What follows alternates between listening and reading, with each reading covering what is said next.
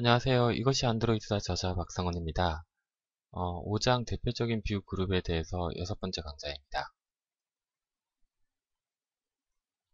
이 장에서는 그리드 레이아웃과 그리드 레이아웃이 가지고 있는 레이아웃 파람스의 기본 속성들에 대해서 살펴보도록 하겠습니다. 그리드 레이아웃은 API 14, 안드로이드 API 14부터 추가되었기 때문에 13 이하의 버전에서는 사용할 수가 없습니다. 하지만 안드로이드 추가 배포되는 안드로이드 서포트 라이브러리라는 게 있는데요.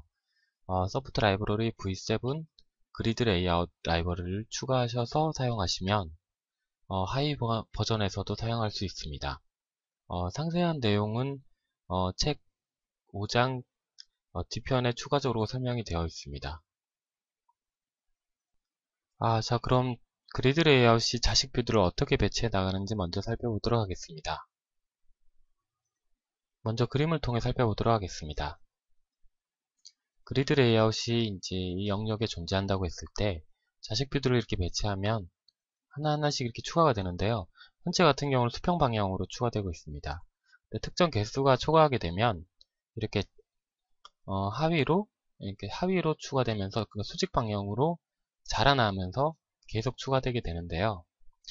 이 경우는 이제 지정한 열의 수 기준으로 자식 뷰가 수직으로 배치되는 거예요. 수직으로 늘어나는 거예요. 그 수평의 개수가 고정되고 수직으로 이렇게 자라는 방식으로 취하고 있습니다.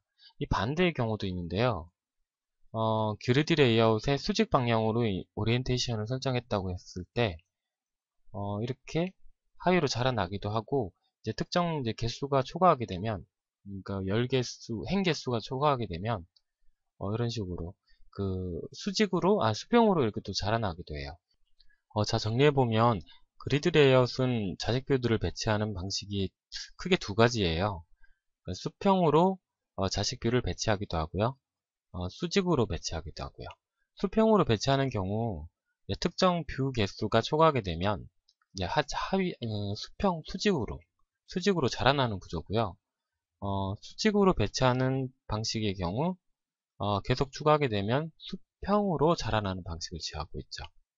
예. 자, 이런 그리드 레이아웃은 리니어 레이아웃과도 비슷한데요. 보시면 뷰가 수평으로 배치되는 방식과 수직으로 배치되는 방식 자체가 리니어 레이아웃과도 좀 유사해 보이고요. 다 배치되고 난 뒤의 모습을 보시면 표 형식을 취하는 것으로 보아 테이블 레이아웃과도 좀 유사해요. 그래서 그리드 레이아웃을 리니어 레이아웃의 좀 장점과 테이블 레이아웃의 장점을 어느 정도 취하고 있다라고 많이 말들을 하고 있습니다. 이제 그리드 레이아웃의 상속도를 잠시 살펴보겠습니다. 그리드 레이아웃은 당연히 뷰 그룹을 상속받고 있겠죠. 기본적으로 가지고 있는 속성은 총 7개 정도가 되고요. 그 다음 이제 그리드 레이아웃이 가지고 있는 레이아웃 파람스의 속성은 5가지가 존재하고 있습니다. 다른 뷰 그룹과 마찬가지로 레이아웃 파람스는 뷰 그룹의 마진 레이아웃 파람스를 상속받고 있고요. 따라서 자식 뷰들의 여백 정보나 너비 높이 정보를 설정할 수 있는 거죠. 기본적으로는 이거는 뷰 그룹이 자식 뷰를 배치하기 위한 자식 뷰에게 요구하는 속성들에 해당됩니다. 그리드 레이아웃의 기본 속성부터 살펴보도록 하겠습니다. 총 5가지라고 했고요. 그 중에 오리엔테이션, 로 카운트, 컬럼 카운트 속성에 대해서 먼저 살펴보도록 하겠습니다. 그리드 레이아웃의 샘플 코드인데요. 먼저 이런 방식을 이제 제가 구현을 한 거예요. 이런 구조를. 그리드 레이아웃을 전체적으로 감싸고 있고요. 자식 뷰로 5가지 뷰들이 존재하고 있습니다. 먼저 제가 안드로이드 오리엔테이션 홀리젠탈 라우 설정을 하게 되면 자식 뷰들은 이렇게 수평 방향으로 배치되고요. 그 다음에 컬럼 카운트 2라고 설정하게 되면 수평 방향으로 배치되되 컬럼 카운트 총 2개 이상을 초과할 수 없다라는 거예요. 즉, 컬럼 카운트가 2개까지 가능하다라는 의미고요. 그래서, 뷰 1, 2가 이제 배치가 되고, 세 번째의 뷰는 이제 밑으로 내려가는 거죠. 그 다음에, 로우 카운트 100이라고 되어 있어요. 그러면은, 로우의 개수, 그러니까 행의 개수 100개를 제한하는 것 같지만, 지금 현재 배치되는 방식, 수평으로 늘어나고, 컬럼 카운트가 2개의 제약을 걸려 있는 상태에서는, 로우 카운트는 의미가 없어요. 그냥 계속 무한정 늘어나는 거예요. 근데, 반대로, 이렇게 오리엔테이션 버티컬로 설정을 한 상태, 그러니까 수직으로 자식 뷰들을 배치하는 상태에서는 컬럼 카운트가 의미가 없고요. 로우 카운트만 의미가 있어요. 로우 카운트를 2로, 그러니까 행의 개수를 2개로 제약을 하는 거죠. 그러면 버티컬로 지금 설정되었기 때문에 이렇게 수직 방향으로 자식 뷰들이 배치됐다가 로우 카운트가 2기 때문에 로우의 개수를 초과할 수가 없어요. 2개를. 2개를 초과할 수 없기 때문에 세 번째 이제 뷰들, 자식 뷰들은 다음으로 넘어가서 이렇게 늘어나는 구조죠. 여기서 이제 컬럼 카운트를 100이라고 해봤자, 이 경우에는 컬럼 카운트를 100이라고 해봤자 의미가 없어요. 그냥 계속 늘어나는 구조예요. 그러니까 정리하자면, 그리드 레이아웃은 자식 뷰들을 배치하는 방식을 2가지를 결정할 수가 있어요. 홀리젠탈 방식과 버티컬 방식. 배치되는 방향이가 되는 거죠. 그 배치되는 방향에서 개수를 제한할 수가 있는데요. 수평으로 늘어나는 홀리젠탈의 경우 컬럼 카운트를 제한할 수 있고요. 그 다음에 수직으로 늘어나는 버티컬일 경우에는 로우 카운트를 제한할 수 있는 거죠. 예.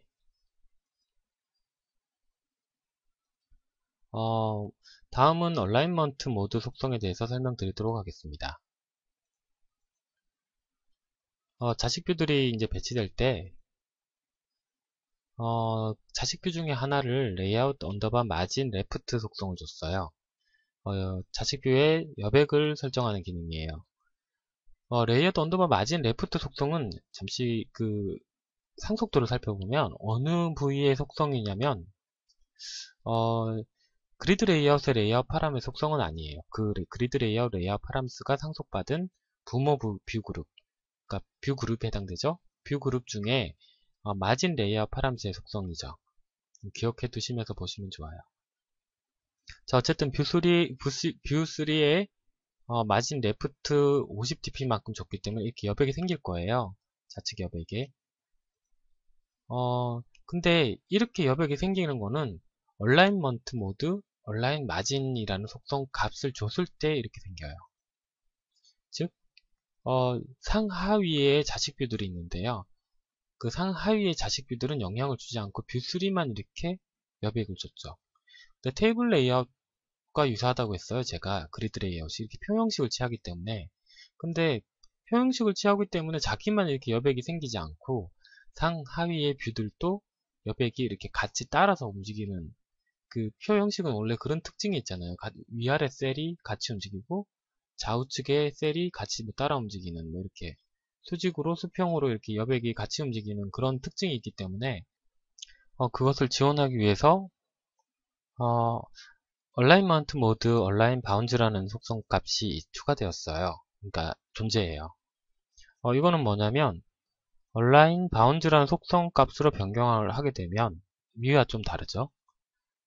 기준이 여백을 줬지만 상하위의 셀들도 영향을 받는 거예요. 그러니까 같이 여백을 주게 되는 거죠.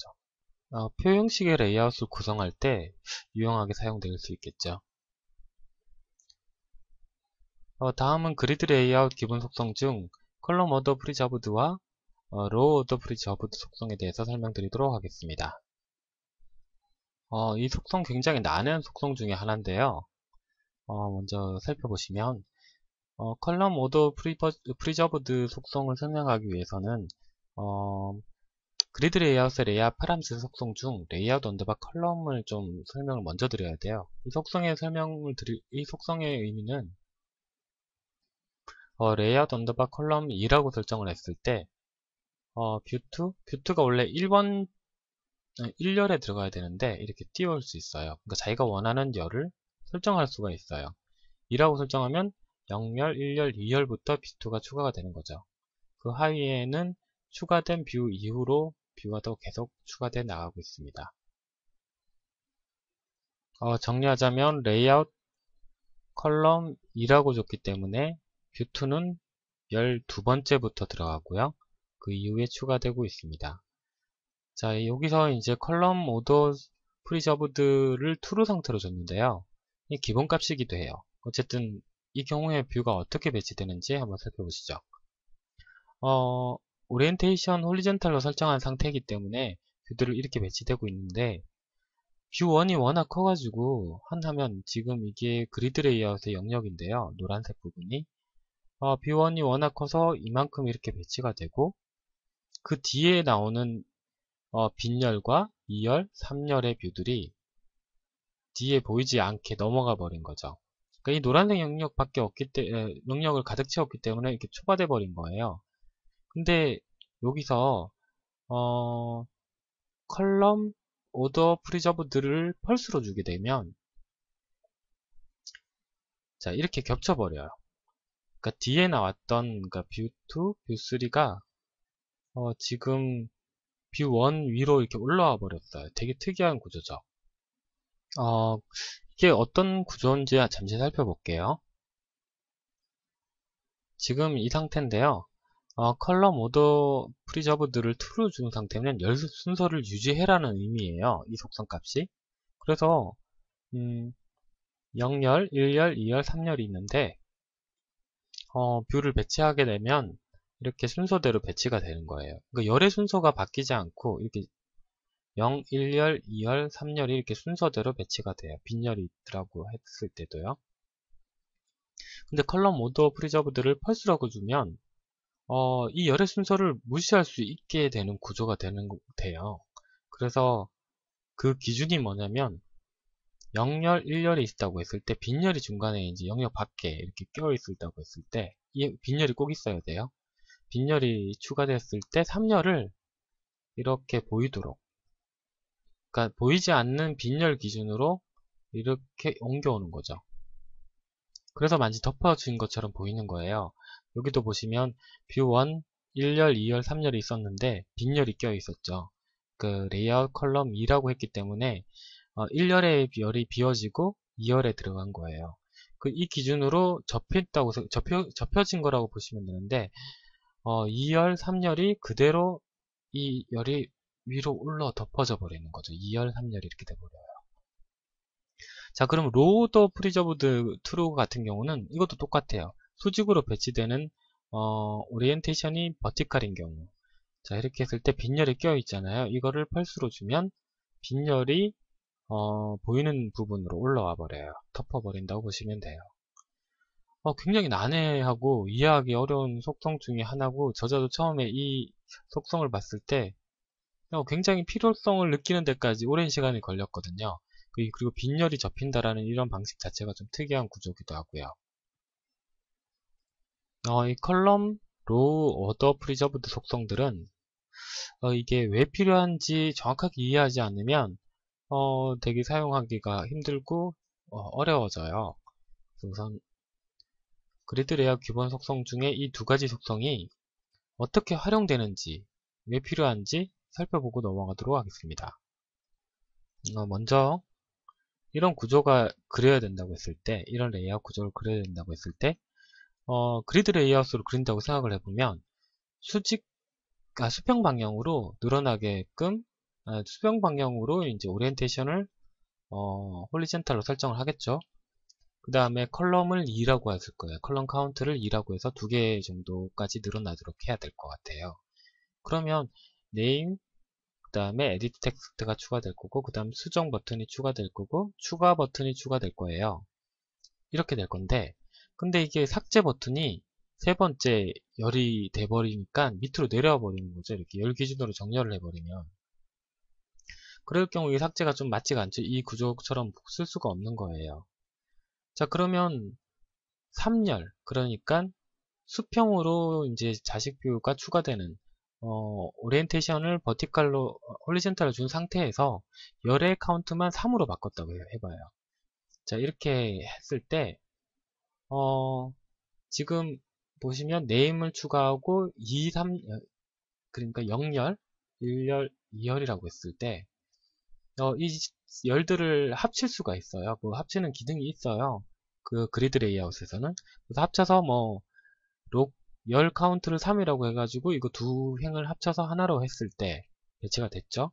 그 다음 수정 버튼을 추가하고 추가 버튼 추가하고 삭제 버튼 추가했을 때 정상적으로 이 그림과 유사한 거는 만들어질 수 있어요. 이게 병합을 했다면.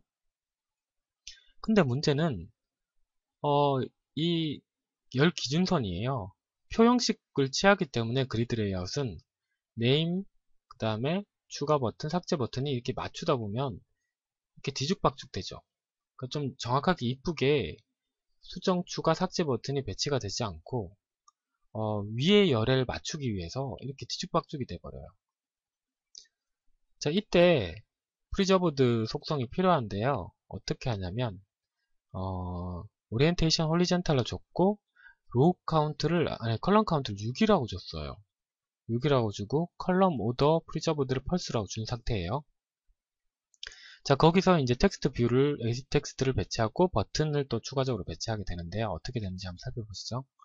지금 이렇게 된 거예요. 자, 여기서 이름을 배치했어요. 컬럼 카운트는 6이기 때문에 하나, 둘, 셋, 넷, 다섯, 여섯 개의 컬럼을 자식 뷰들을 추가해 나갈 수 있어요. 열 개수를.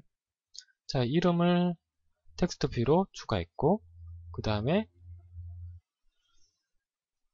다음을 보면 에디트 텍스트가 추가됐죠. 그래서 이까지 레이아웃을 가득 채웠어요. 다음은 이제 열을 비워둬야 되는데 여기서 레이아웃 로우 이렇게 이후엔 또 설명을 드릴 건데 레이아웃 언더바 로우 이거 레이아웃 파람스의 정보예요. 그리드 레이아웃의 레이아웃 파람스 정보인데 레이아웃 언더바 로우 1이라고 하면 행을 바꿔버려요. 행을 지정할 수가 있는 거예요. 그 1행으로 제가 배치되게 해주세요 라고 했고요. 레이아웃 언더바 컬럼 3이라고 하면 행까지 바꾸고 10까지 바꾸는 거예요. 0, 1, 2, 3 이쪽에 배치되도록 바꿔버리는 거죠. 자, 여기서 3이라고 했기 때문에 수정 버튼은 이쪽에 배치가 됐고요. 그 다음에 버튼을 삭제 버튼을 또 추가했어요. 그럼 얘 셋은 위아래 열을 보시면 관련된 열이 없잖아요. 위에 이제 다른 뷰들이 없는 거예요. 그래서 가지런히 얘들만 독립적으로 이렇게 수정, 추가, 삭제가 배치될 수 있었던 거죠. 자, 중간에 빈열이 생기게 되겠죠. 자, 이 속성에 의해서 이 속성을 펄스로 줬기 때문에 여기까지 잘리고 여기까지가 위로 올라올 거예요. 이 속성 값에 의해서. 그러면 이렇게 이쁘게 되는 거죠. 자, 여기가 잘려서 요 세 가지가 이쪽 기준에서 그대로 덮어버리는 거죠. 덮어버려서 이렇게 예쁘게. 제가 계속 말하지만 굉장히 난해한 속성이라고 했어요. 자세히 살펴보지 않으면 되게 헷갈려요.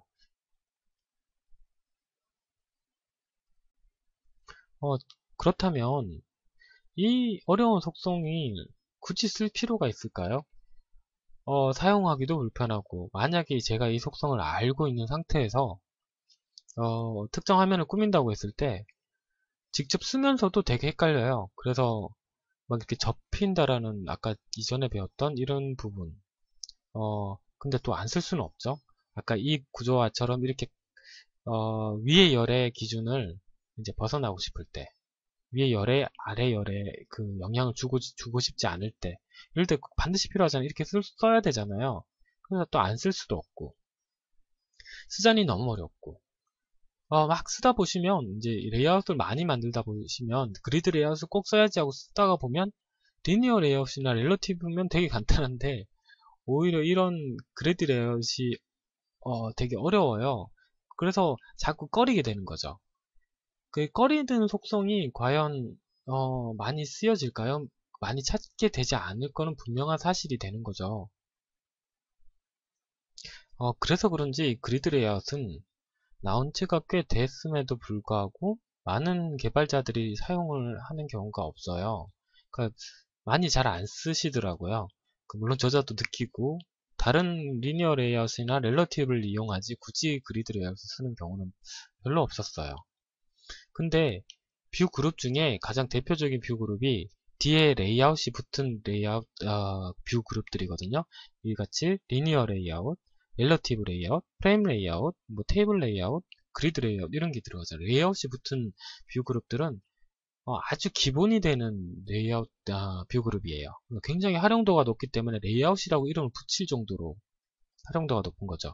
근데 그리드 레이아웃, 이 레이아웃은 거의 활용이 잘 안 되고 있어요. 앞으로 더 살펴보시면 좀 더 불편한 점들이 하나씩 나오게 될 거예요. 다음은 그리드 레이아웃의 기본 속성 중 Use Default Margin이라는 속성이 있어요. 이 속성은 간단한데요. 우선 Use Default Margin이라는 속성을 펄스로 준 상태를 살펴볼게요. 자, 뷰들이 배치가 됐고요. 이렇게 1, 2, 3, 4, 5 버티칼로 되어 있죠. 수직으로 배치가 되고 자라나는 방식은 우측으로 그 수평으로 자라나게 되고요. 로우 카운트가 2이기 때문에 2개까지 이제 추가가 되고요. 그 이유는 이렇게 옆으로 자라나는 거죠.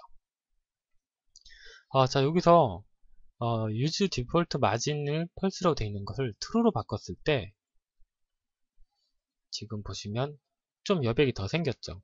상하좌우에 셀 간에 여백이 생겨요. 8dp 정도. 정확하게 안드로이드는 내부적으로 8dp를 주고 있어요. 여백을 좀 더 많이 주는, 마진을 좀 더 주는 건데, 이게 좀 불편해요. 그러니까 8dp로 고정시킨 것 자체가 불편한 거예요. 사용자가 이 8dp를 뭐 전체적으로 10dp나 뭐 100dp 뭐 이렇게 못 바꿔요. 그러니까 무조건 이 8dp만 써야 되는 거예요. 그래서 별 실용성이 없는 속성이라고 볼 수가 있겠죠. 다음 보시면 여기까지가 그리드 레이아웃의 기본 속성을 설명드렸습니다. 네, 기본 속성 중에 테이블 레이아웃은 있으나 그리드 레이아웃에 없는 속성들이 많아요. 그 중에 하나를 보시면 테이블 레이아웃 속성 중 컬럼스라는 속성이 있잖아요. 이 속성은 이제 특정 그 컬럼을, 그러니까 열을 아예 감춰버리는 그런 기능이에요. 여기서 이제 0, 2라고 주면 0, 2번을 감추는 거죠. 이렇게 될 수 있어요. 그 테이블 레이아웃을 구성할 때 이런 속성들이 많이 필요로 하거든요. 근데 그리드 레이아웃은 이 속성이 없기 때문에 좀 불편한 건 사실이에요. 자, 다음 여기까지가 아니고요. 테이블 레이아웃의 시링크 컬럼스 속성이라고 있는데요. 이거는 화면을 테이블이 한 화면을 벗어났을 때 이렇게 벗어났을 때 영역 안에 다 안 들어올 때 그때 이제 특정 뷰를 이렇게 줄일 수 있었어요. 시링크 컬럼스 1이라고 했을 때 1열을 최대한 줄여서 나머지 뷰들을 다 보이도록 한 화면에 들어오도록 하는 속성이었죠. 이거조차도 없어요. 뿐만 아니라 스트레치 컬럼스 속성인데요. 이 끝에 여백이 남아있을 때 특정 열을 선택하면 자신의 열을 느려서 이제 화면을 가득 채우는 거예요. 이거는 유연성과 관련된 속성이거든요. 그 테이블에 관련된 속성이기도 하지만 그 화면의 유연하게 꾸미기 위해서 필요한 속성들인데 그리드 레이아웃은 이런 속성이 전혀 없어요. 그래서 따라서 그리드 레이아웃은 테이블 레이아웃을 완벽하게 대체했다고 볼 수는 없어요. 즉 부족함이 있는 거죠. 그리고 유연성도 좀 떨어지고요.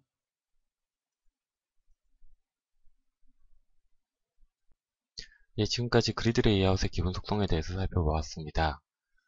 다음은 그리드 레이아웃의 레이아웃 파라미터 정보 5가지가 있는데요. 하나씩 살펴보도록 하겠습니다. 먼저 레이아웃 언더바 그래비티 속성부터 설명드리도록 하겠습니다. 레이아웃 언더바 그래비티 속성은 리니어 레이아웃에서도 있었고 프레임 레이아웃에서도 있었어요.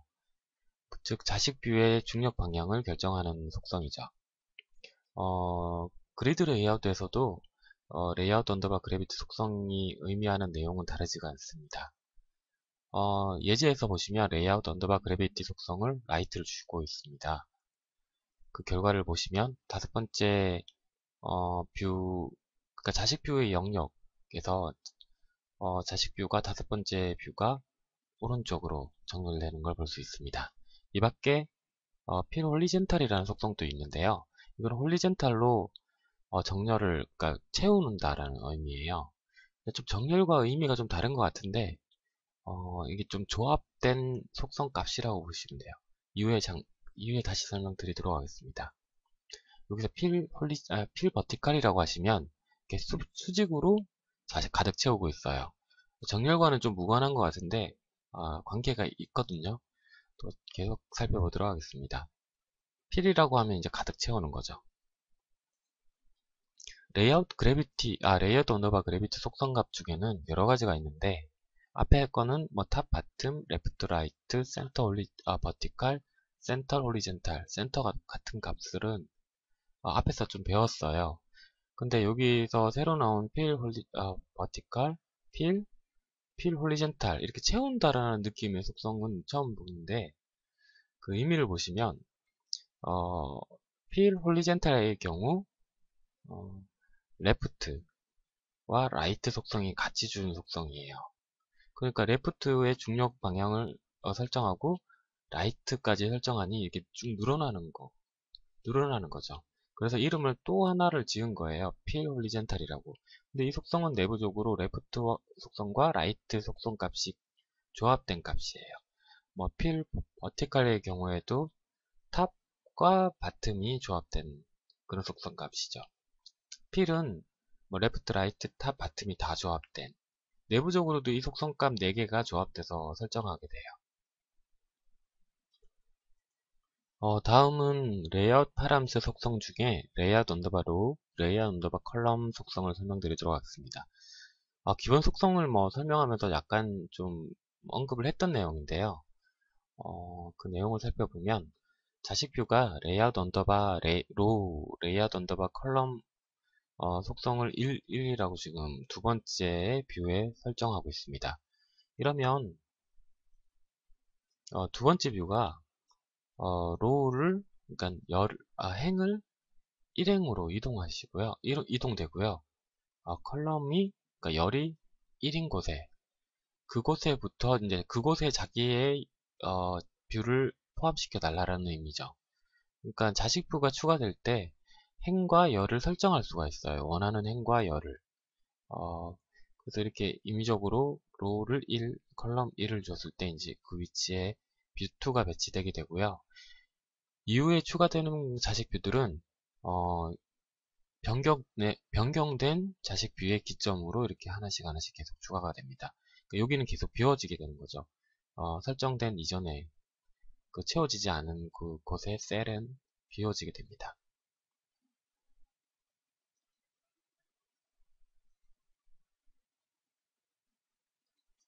다음 속성은 레이아웃 언더바 로우 스팬, 레이아웃 언더바 컬럼 스팬 속성입니다.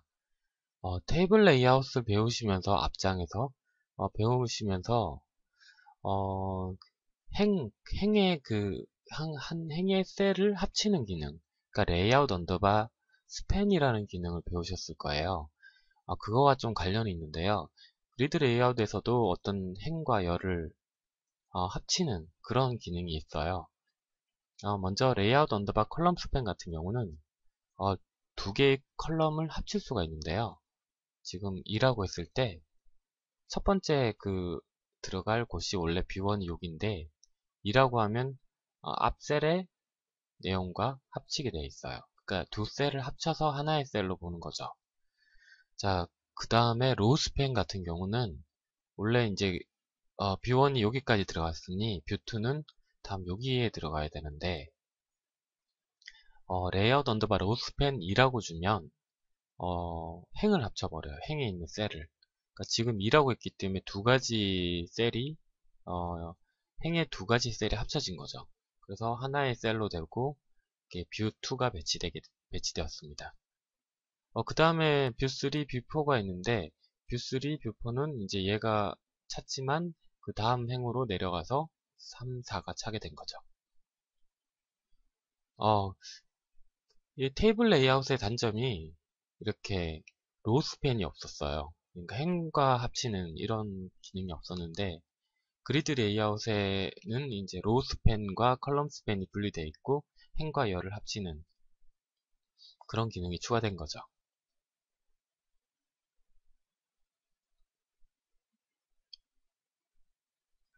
지금까지 그리드 레이아웃의 레이아웃 파람 속성들은 다 배웠어요. 지금까지 배우는 과정에서 그리드 레이아웃이 좀 복잡하고 자식 뷰가 추가되는 게 자식 뷰가 어디에 배치될지 좀 헷갈리는 부분도 많거든요. 좀 정리하고자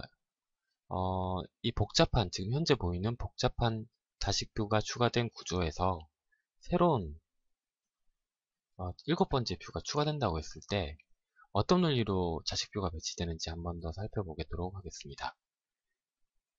지금 가장 먼저 탐색을 하고 있는데요. 7번 뷰가 들어갈 곳을 탐색을 하다가 원래 그리드 레이아웃은 이렇게 지금 홀리전탈이에요. 지금 상태는 1, 2, 3, 4 이렇게 순서대로 원래 들어가야 되는데 그리고 둘, 셋, 넷, 다섯, 여섯, 일곱, 8개 총 그 컬럼 카운트는 8개예요. 8개인데 그 상태에서 8개 상태에서 홀리전탈로 되어 있고 뷰들을 이제 합치는 로스팬, 컬럼 스팬 이런 거 써서 지금 1이 들어가고 그 다음에 2 같은 경우는 컬럼 스팬을 썼죠. 2를 써가지고 또 이렇게 두 개가 합쳐졌고 이 로스팬 4를 써서 이렇게 또 합쳐진 거고 4번 뷰 같은 경우도 로스팬 2를 써서 합쳐졌죠. 굉장히 복잡하게 들어갔어요. 5번 같은 경우는 로스팬, 컬럼 스팬 2씩 써가지고 이렇게 된 거고요. 그 다음 들어갈 6번 같은 경우는 컬럼 스팬 3을 써서 이렇게 붙여진 거죠. 자, 그럼 7번 같은 경우는 얘는 컬럼 스팬 2를 썼죠. 2를 썼을 때 어디 들어갈지 이렇게 순으로 배치가 되니까 자식뷰는 여기까지 온 거예요. 근데 그 자리를 보니까 두 자리가 남았죠. 그래서 추가되려고 봤는데 6번이 로스팬 3이 돼가지고 컬럼 스팬 3을 설정했기 때문에 여기에 들어갈 수가 없었을 거예요. 그러니까 넘쳤으니까. 그래서 쭉 못 들어가다가 다음 행까지 넘어온 거죠. 그 6번 뷰가 여기 3행까지 넘어온 거예요. 제가 그 그리드 레이아웃은 한번 이렇게 행이 바뀌고 끝까지 왔으면 그 다음 행렬에 추가될 수가 있다고 했습니다. 그래서 6번 다음에 밖에 못 가요.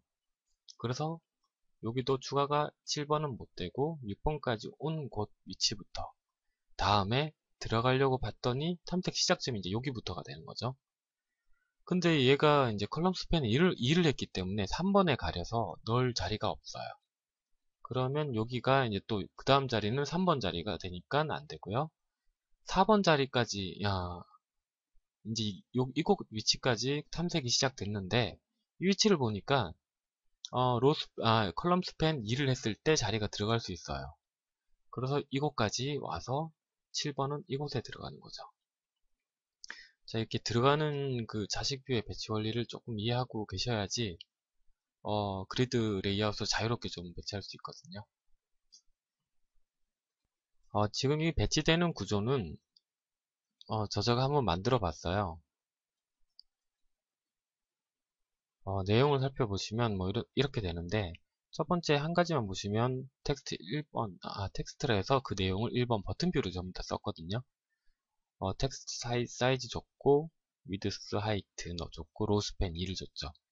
그 다음에 컬럼 스팬 또 2를 줬을 거예요. 컬럼 스팬 또 2를 줘서 이렇게 사각형이 된 거죠. 이거를 보지 마시고 직접 한번 이 화면만 보시고 직접 한번 구현해 보세요.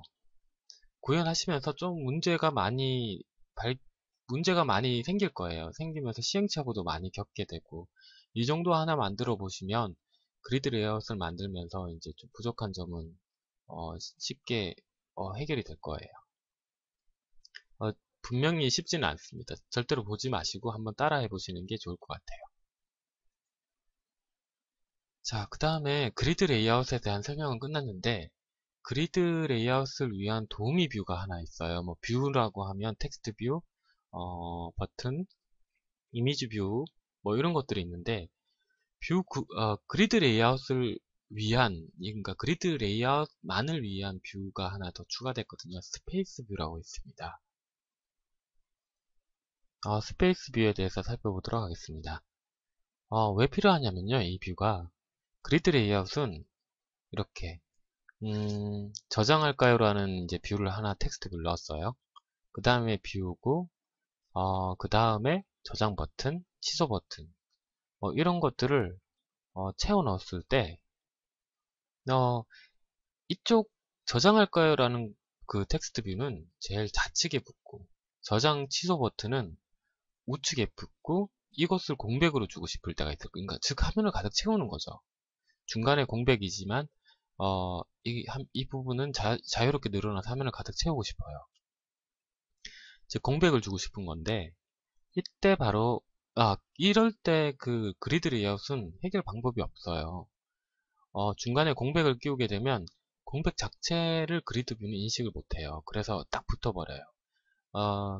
제가 이제 그 다음 추가될 뷰의 위치를 정해주더라도 한 공백을 띄우고 추가를 하더라도 이 부분의 사이즈나 뭐 아무것도 주지 않고 뷰를 추가하지 않으면 그냥 붙어버리는 거예요. 이게 그리드 레이아웃이거든요. 그래서 이 부분에 반드시 뷰를 추가해서 그 너비만큼 넓혀주도록 공백을 주도록 해야 되는 거예요. 그래서 여기서 이제 스페이스 뷰를 쓰는 거죠. 안드로이드 레이아웃 그래비티 속성을 줘서 필 가득 채우는데 홀리젠탈로 가득 채우는 거예요. 그렇게 되면 이렇게 되는 거죠. 총 4개의 뷰를 추가했고요. 공백으로 추가했기 때문에 이 부분이 필 가득 채운다라는 의미가 있기 때문에 무조건 여유 공간이 생기면 생기는 대로 그러니까 여기서부터 그리드 레이아웃의 크기만큼 그러니까 너비만큼 남는 공간을 전부 다 공백으로 채워버려요. 필 홀리젠탈 이 속성으로 인해서요. 그러니까 이 스페이스 뷰 부분은 가변 크기가 또 되기도 해요. 아까 제가 설명드렸다시피 이 창이 그 랜드스케이프 모드가 돼서 넓어지더라도 필 홀리젠탈 속성에 의해서 남은 그 빈 공백을 다 써버리거든요. 얘가. 그래서 얘는 무조건 우측에 붙고 이쪽은 공백으로 계속 자유롭게 늘어나는 거죠. 유연한 속성 중에 하나예요. 레이아웃 유연성이 떨어지는 그리드 레이아웃이란 제목으로 또 하나를 제가 설명을 드릴 건데요. 앞에서 그리드 레이아웃에서 전용인 스페이스 뷰를 써가지고 좀 유연성을 높였어요. 그리드 레이아웃에서. 그 부분이 바로 이 부분에 대한 설명일 수가 있겠죠. 넓은 화면의 크기에서 가변 크기로 이제 안녕하세요, 반갑습니다라는 텍스트 뷰가 있고 우측에 확인 버튼이 있어요. 근데 이 부분이 넓어지면 이 중간에 스페이스 뷰를 추가해 가지고 가변 크기가 되는 거죠. 이 부분 영역 여기서부터 여기까지가 요 끝에는 스페이스 뷰가 추가돼서 화면이 더 넓어져도 이렇게 늘어나는 구조. 다시 한번 살펴보면요. 저장할까요? 이 부분이 되는 거죠. 다음에서는 이 부분을 그리진 않았지만 그리드 레이아웃에 전용인 스페이스 뷰를 껴서 늘어날 수 있게 할 수 있었어요. 그렇지만 이 그리드 레이아웃이 지금 이 상태에서는 좀 유연해 보일 수 있는데 반대되는 상태에서 답이 없어요. 그게 뭐냐면 바로 이거예요. 스페이스가 필요 없는 상태예요. 지금은 공백이 필요 없고 이 부분이 전체적으로 줄었고요. 이 부분은 고정이었기 때문에 이 영역을 그대로 차지하고 있지만 좁은 화면 크기가 되면 이 부분만 이제 줄어들게 되는 거죠. 그렇지만 이 부분의 그 영역이 너무 작아서 안녕하세요 반갑습니다라는 글을 다 표현할 수가 없는 상황인데 이때는 어떻게 해야 될지 그리드 레이아웃에서 이런 방법으로 레이아웃을 구성할 수 있을지 지금은 안녕하세요 반갑습니다라 해서 워드래핑된 반갑습니다라는 부분은 내려쓰기가 됐어요. 이렇게만 지원돼도 좀 낫겠죠. 그렇지만 리니어 레이아웃과 렐러티브 레이아웃, 그리드 레이아웃을 모두 다 그려봤어요. 이 내용을 표현하기 위해서. 자, 넓은 화면에서는 다 표현을 했어요. 리니어 레이아웃으로 구현. 안녕하세요 반갑습니다. 자, 그럼 좀 확대해서 보겠습니다. 자, 리니어 레이아웃으로 구현, 안녕하세요, 반갑습니다 라고 했고요. 지금 렐러티브 레이아웃, 그리드 레이아웃으로 써서 각각 구현을 했어요. 그리드 레이아웃 같은 경우는 중간에 공백을 줬고요. 다른 레이아웃 같은 경우는 잠시만요.